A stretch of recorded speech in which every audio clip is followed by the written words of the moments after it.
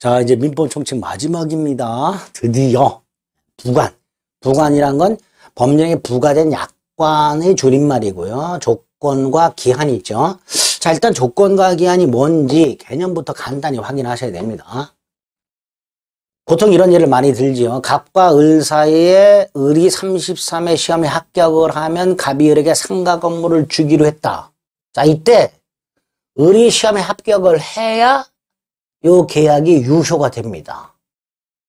이런 걸 정지조건이라 합니다. 갑이 을에게 매월 학원비를 증여하기로 합니다. 그리고 시험에 합격을 하면 학원비 지급을 중단합니다.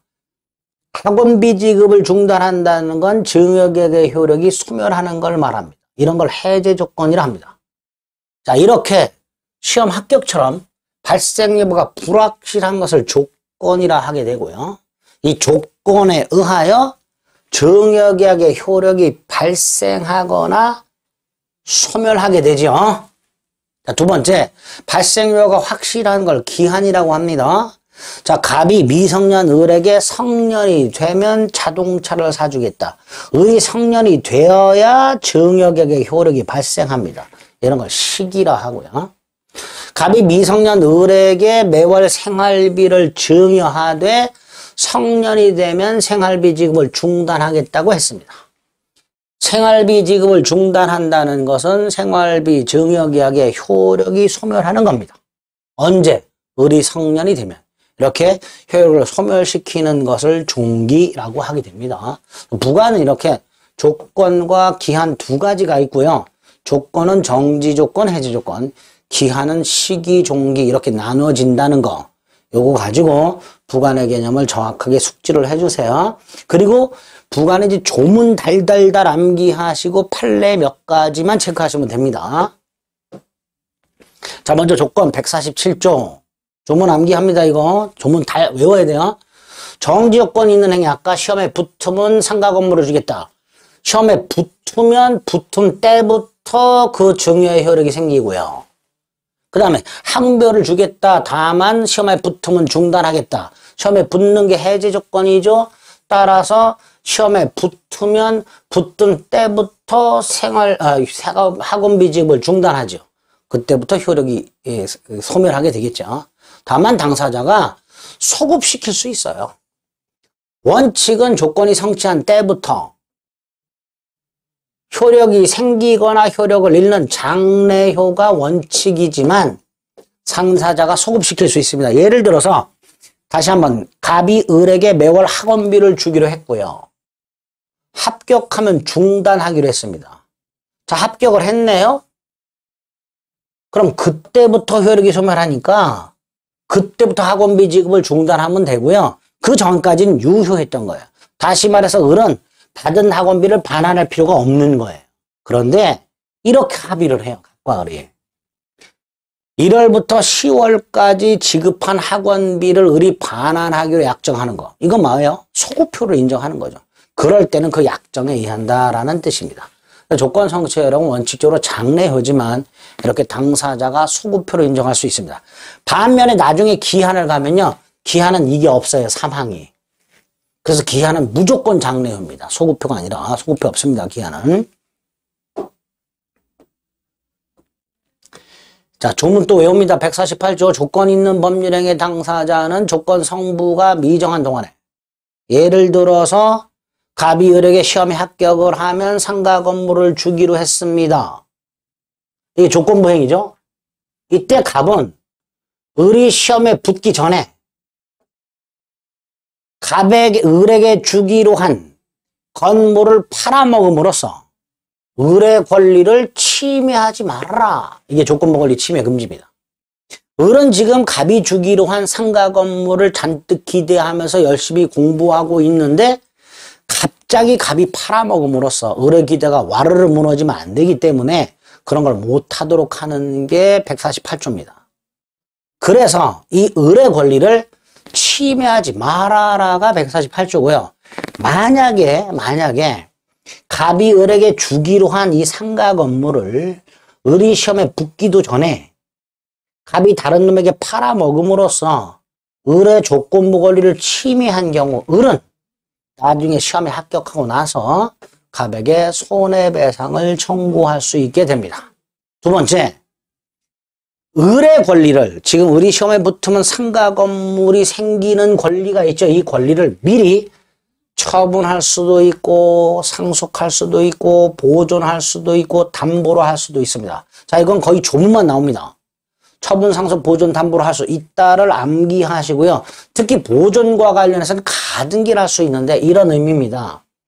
갑이 을에게 1월 10일 날 약속을 합니다. 네가 시험에 붙으면 상가 건물을 주겠다. 이때 을은요, 나중에 시험에 붙었을 때 갑이 상가 건물을 안 주는 경우 있을 수 있겠지. 그러니까 미리 뭐 하는 거예요?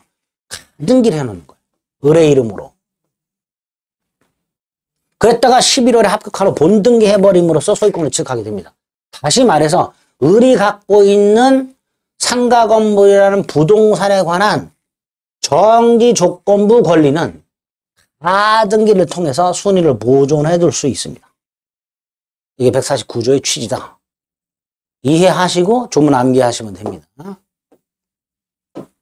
150조 반신회의가 있네요. 자, 다시 한번 갑이 을에게 시험에 붙으면 상가 건물을 주기로 했습니다. 이때 시험에 붙으면 갑은 상가 건물을 줘야 되니까 불이익하죠. 반면에 을은 상가 건물이 생기니까 이익이 생기죠. 이런 거 생각하시면 돼요. 갑이 을에게 시험에 붙으면 상가 건물을 주기로 했다. 갑은 을이 시험에 붙으면 불이익하다. 반면에 을은 이익을 받는다. 그런데 갑이 야비하게 을의 시험 합격을 방해를 해버렸어요. 그럼 을은 합격을 주장할 수 있는 거고. 반면에 을이 야비하게 시험을 합격을 해버려요. 컨닝 등을 통해서. 그럼 갑은 불합격을 주장할 수 있게 됩니다. 이게 반신의 행위입니다. 여기서 조심하실 거, 갑이 을의 시험 합격을 방해하면 을은 시험이 떨어졌지만 합격했다고 주장할 수 있다 그러죠. 자, 이때 언제 합격한 걸로 볼 거냐의 문제가 생기죠. 조건은 불성취지만, 조건 성취를 방해했기 때문에 조건은 불성취지만 성취한 걸로 주장할 수 있단 말이죠. 을은 불합격했지만 합격한 걸로 주장하고 상가를 내놓으라고 할 수 있단 말이죠. 그러니까 언제 합격한 걸로 볼 것이냐 문제가 있고 판례 기억해야 됩니다. 갑의 야비한 방해가 없었다면 합격했을 것이라고 추산되는 때 그대로 기억하셔야 됩니다. 신의 측에 반하는 방해가 없었더라면 조건이 성취되었으리라 추산되는 때 그대로 외워주시면 됩니다. 이거. 언제 성취한 걸로 볼 것이냐 판례 기억하시고요. 151조 역시 암기해야 됩니다. 1항은 조건이 불법 조건이에요. 그러면 조건만 무효가 되는 게 아니라 법률행위 전체가 무효가 됩니다. 갑이 내연 관계에 있는 여자에게 아파트를 주면서 헤어지면 돌려받기로 했어요. 그럼 받은 사람은 헤어지고 싶어도 헤어지지 못합니다. 이게 불법 조건이에요. 따라서 증여계약 전체가 무효가 됩니다. 조건만 무효가 되는 게 아니라 증여계약 전체가 무효가 되고요. 2항 3항은 암기하셔야 됩니다. 조건이 법률의 당시에 이미 성취 줄여서 기성, 이미 기자 이룰 성자, 이미 성취할 수 없어 불능, 이렇게 기성 조건이나 불능 조건이 정지 조건이나 해제 조건으로 부과가 된 경우 그 법률행위가 어떻게 되는가를 규정해 놓은 겁니다. 자, 2항 3항을 밑에 걸로 매치해서 암기합니다. 기성 조건이 정조건이다. 그 행위는 조건이 없는 행위로 유효하다. 기성 조건이 해제 조건이다. 그 행위는 무효다. 불능 조건이 정조건이다. 그 행위는 무효다.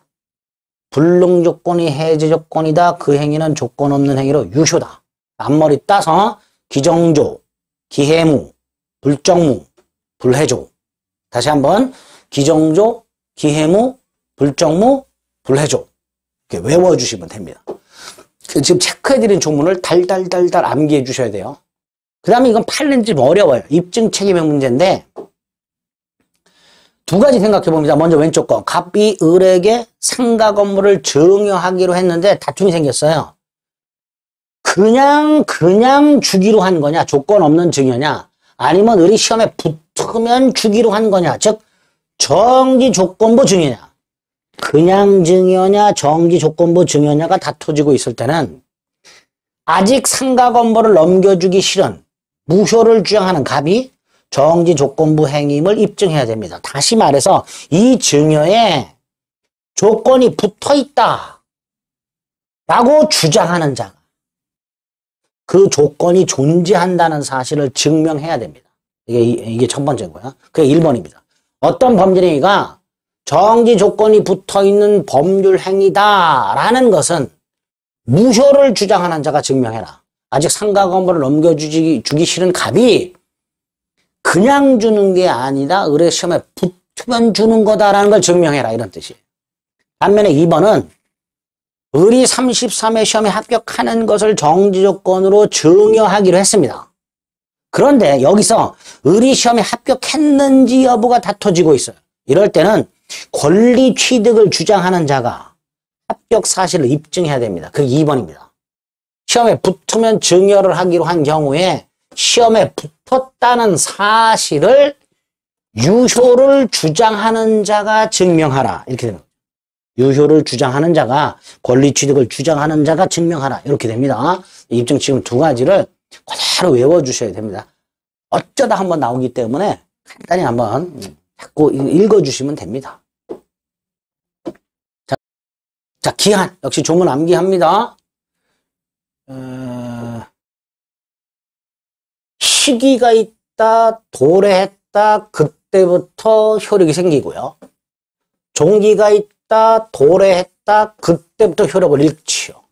소구표는 없습니다. 기한은요. 조건과는 달리 소구표 인정 못합니다.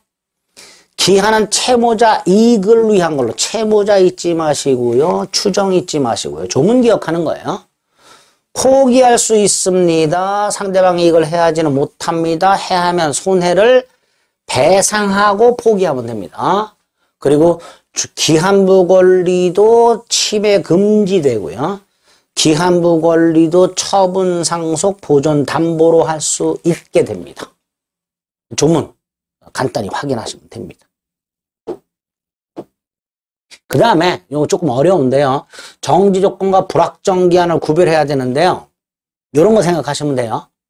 1월 10일 날 자, 을이 임차인인데요. 보증금을 돌려받지 못한 채 집을 유였어요.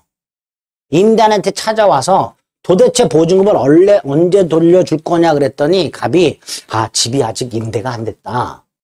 집이 임대가 되면 그때 보증금 받아가지고 새로운 임차인으로부터 보증금을 받아가지고 돌려주겠다라고 약속을 했어요. 자, 그러면 갑과 을 사이에 보증금을 반환하기로 하는 법률 행위에 주택이 임대되면이라는 부관이 붙어 있어요. 자, 이 주택이 임대되면을 정지 조건으로 볼 것이냐, 시기로 볼 것이냐의 문제가 생깁니다. 만약에 주택이 임대가 되면을 정지 조건으로 보면요. 이렇게 해석이 돼요. 임대가 되면 보증금을 돌려주고 임대가 안 되면 안 돌려줘도 되고 이렇게 해석이 됩니다. 반면에 기한으로 보면요. 주택이 임대가 됐다, 보증금 돌려줘야 된다, 임대가 불가능해졌다, 예컨대 매각을 했다, 철거했다. 그래도 보증금을 돌려줘야 되는 걸로 해석이 됩니다. 근데 지금 이 경우 주택이 임대가 되든 주택이 매각이 되든 주택이 철거가 되든 보증금을 돌려줘야 되겠죠. 그러니까 주택이 임대가 되면은 조건이 아니라 기한으로 해석이 되는 거예요. 그래서 판례도 보증금 반환에 대해서 주택이 임대가 되면 보증금을 돌려주겠다고 약정을 했을 때 그 임대가 되면은 기한이다. 따라서 임대가 되는 것도 기한더래고 임대가 될 가능성이 없다. 즉 매각을 했거나 철거가 됐다 하더라도 기한은 도래한 거다. 그래서 보증금을 반환해야 된다. 이렇게 해석을 하는 거예요. 결국 저렇게 주택이 임대가 되면 보증금을 반환하기로 약정을 했을 때 주택이 임대가 되면이 조건이냐 기한이냐 이렇게 판단한다는 거예요. 우리 법원은 부관에 표시된 사실, 주택 임대.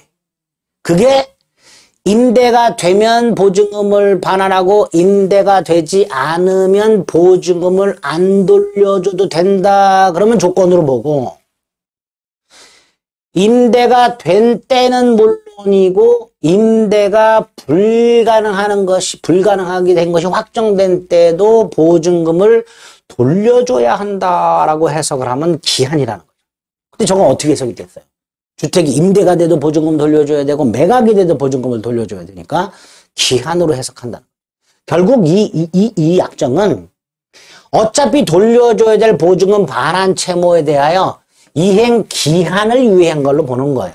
이미 부담하고 있는 보증금 반환에 관하여 주택이 임대가 되면 반환하겠다고 약정한 경우에는 보증금 반환 기한을 유예한 것으로 봅니다. 따라서 주택이 임대가 된 때는 물론이고 임대가 불가능한 경우에도 기한은 도래하는 걸로 해석을 하게 됩니다. 정조건과 불확정기한의 구별을 꼭 해주셔야 되고요. 그 다음 마지막으로 기한이익 상실특약이라는 게 있습니다.